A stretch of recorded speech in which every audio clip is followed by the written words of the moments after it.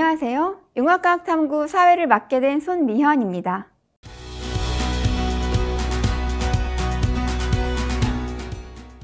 과학기술이 급격히 발달하면서 과학교육 역시 많은 변화가 일어나고 있습니다. 특히 인공지능, 빅데이터 등 기존 과학교육에서는 다루지 않던 내용들이 포함되고 있습니다. 이러한 새로운 분야의 교육 효과가 무엇인지 2022 개정 교육과정에서 새롭게 만들어지는 융합과학 탐구에 기대하는 바가 무엇인지에 대해 전문가분들을 모시고 이야기 나누어 보려고 합니다. 먼저 융복합교육과 데이터 사이언스 전문가로 활동 중이신 단국대학교 조원국 교수님 함께 하셨습니다. 교수님 안녕하세요. 네, 안녕하세요. 조원국입니다.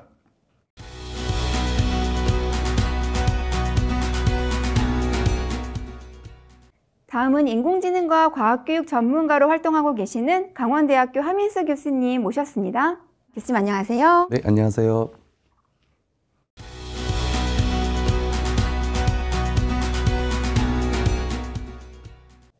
마지막으로 영재교육 전문가이신 영동고등학교 한명수 선생님 함께 하셨습니다. 안녕하세요, 선생님. 예, 안녕하세요. 한명수입니다.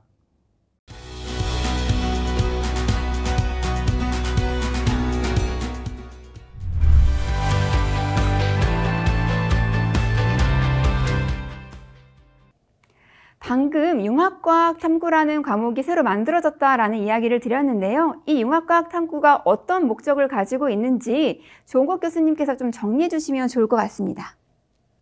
네, 교육과정은 기본적으로 미래를 살아갈 학생들에게 필요한 능력을 길러주고 돕는 역할을 합니다. 그래서 미래 사회가 어떻게 변할지, 어떤 일이 일어날지 예측해보고 상상하고 그런 것들을 교육과정에 담게 되는데요. 그러한 의미에서 과학적 사고나 문제 해결 능력, 창의적 사고 이런 것들이 강조되고 있습니다. 마찬가지로 AI나 디지털 도구 이러한 것들이 가져올 미래사회 변화 이런 것들이 점점 중요하게 부각되고 있기 때문에 이 융합과학 탐구는 바로 그러한 능력들, 그래서 디지털 도구나 기술들을 활용해서 우리 앞으로 삶에 펼쳐질 다양한 문제를 해결하는 데 필요한 능력들을 갖추고자 그렇게 하기 위해서 개발된 과목이라고 말씀드릴 수 있겠습니다. 그럼 이러한 과목이 목표가 달성이 되려면 활동이 필요하잖아요. 어떤 활동들이 가능할까요, 교수님? 네, 이 부분은 제가 말씀드리겠습니다. 융합과학 탐구는 문제인식과 탐구 설계, 그리고 데이터 수집과 분석 등의 활동을 통해 관련된 탐구 기능을 학습하고 또 오차에 대한 정의, 시각화 방법 등과 같은 매우 구체적인 지식도 함께 학습합니다. 또한 자료를 해석하면서 과학에 대한 흥미를 높이고 창의적인 해석도 하며 긍정적인 과학 태도도 가지게 됩니다. 이러한 과정을 통해 학생들이 역량을 신장할 수 있습니다. 그러면 융합과학 탐구는 교사가 하는 대로 학생들이 따라하는 것이 아니라 선생님으로부터는 탐구하는 방법을 배우고 학생들이 스스로 문제를 찾고 부딪혀가면서 해결하는 데 초점을 두었다라고 생각을 할 수 있을 것 같은데요. 이런 이야기를 들으면서 한명수 선생님은 어떻게 지도해야겠다 이런 게 좀 구체적으로 생각이 드시나요? 실제 상황에서 이제 먼저 학생들이 탐구할 기회를 많이 가져보는 것이 중요하다고 생각합니다. 우리 학생들은 과정보다는 결과를 많이 치중할 수도 있는데 사실 과정에서 더 많은 것들을 배울 것입니다. 예를 들어 주제 선정, 과학적 탐구 방법의 적용, 난제를 만났을 때 어떻게 해결하는가, 그리고 어떻게 협업하는가 등에서 말이죠. 그리고 이와 관련해 세심한 지도가 필요합니다.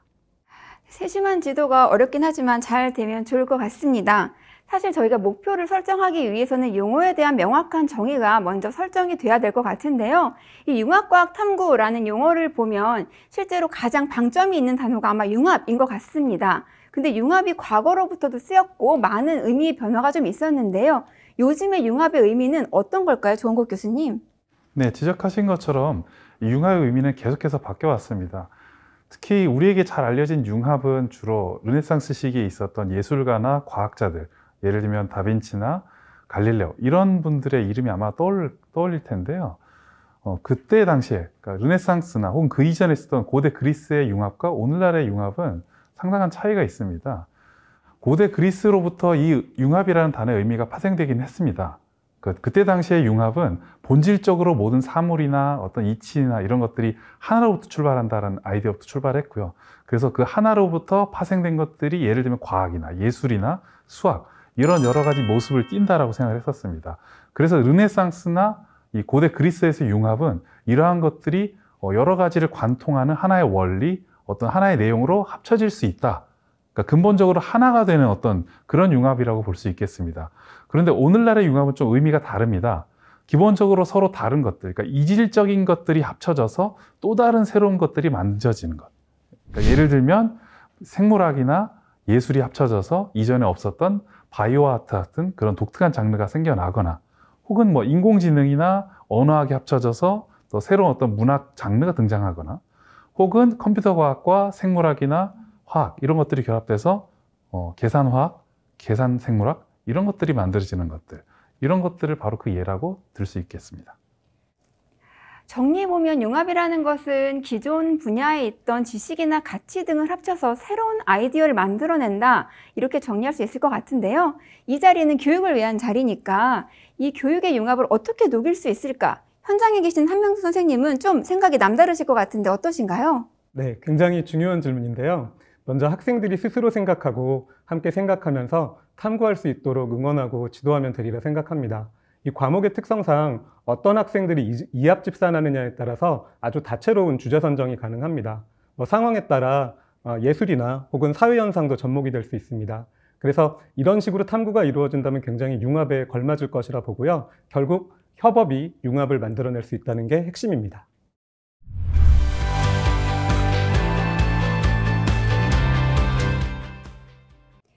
이번 교육과정을 살펴보면 사실은 융합과학 탐구 부분에 데이터랑 인공지능에 대한 이야기가 굉장히 많이 있거든요. 현장 선생님들께는 조금 어려울 수도 있지 않을까라는 고민이 드는 부분이기도 합니다. 근데 인공지능을 활용한 교육, 현장에서 지금 많이 활용하고 있나요, 한민수 교수님? 네, 사실 우리나라의 경우 인공지능을 교육 현장에서 활용한 것은 오래되지 않았습니다. 상용화된 프로그램을 쓰는 방식으로 주로 이루어졌는데요. 예를 들어 챗봇을 이용해서 영어를 학습한다거나, 특정 앱을 이용해서 인공지능 학습을 하거나, 또는 소프트웨어와 관련된 소양을 익히는 등의 방식으로 주로 이루어졌습니다. 지금까지 진행된 여러 연구를 보면 인공지능을 활용한 교육이 인공지능에 대한 태도나 창의성 향상에 도움이 되었다고 합니다. 이렇게 도움이 된다라는 이야기를 들으면 활용하고 싶다라는 생각은 드는데, 사실은 교사로서는 단순히 우리가 프로그램 안내자가 되는 것은 아닌가라는 우려가 들기도 합니다. 그렇다면 우리가 인공지능의 한계를 안다면 좀 더 효과적으로 교육에 적용을 할 수 있을 것 같은데요. 어떤 주의점이 있을까요? 그 부분은 제가 말씀드리는 게 나을 것 같습니다. 인공지능이나 데이터 탐구를 하기 위해서 여러 가지 어플리케이션을 배우고 또 프로그램을 안내하고 이런 것들은 굉장히 중요합니다. 그런데 그 자체가 목적이 되어서는 곤란합니다. 여러 가지 앞으로 다양한 방식으로 데이터를 모을 수 있게 될 텐데, 사실 과학은 데이터를 모으고 분석하는 학문이 아닙니다. 그러니까 자연 사물이 어떻게 움직이는지, 과연 어떤 원리에 의해서 이 세계가 이루어지고 있는지, 이런 것들을 탐구하는 거거든요. 그러니까 데이터 자체가 아니라 데이터가 과학적으로 어떤 의미가 있는지, 그런 것들을 생각해 보는 것이 매우 중요하다고 할 수 있겠습니다.